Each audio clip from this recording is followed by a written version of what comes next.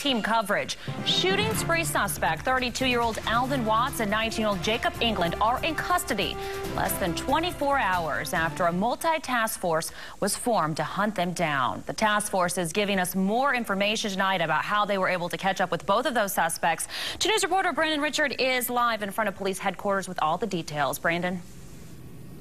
Well, Marla, 30 investigators were assigned to this case. They were divided up into 2 teams. One team was in charge of doing all the research. The other team was on the ground pounding the pavement.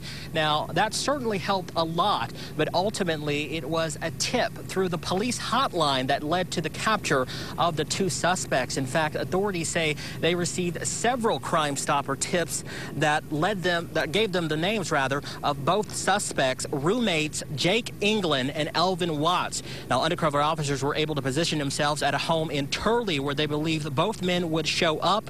Of course, they eventually did and were arrested. Now, both suspects are being charged with multiple counts of first-degree murder and shooting with intent to kill. We were desperate for leads, and that's why we made some very, very pointed requests of our community to come forward, and they did. Now, in addition, Osage County deputies were able to locate that white truck we've been talking about. Authorities were also able to recover 1 weapon. Police aren't saying if the suspects are cooperating.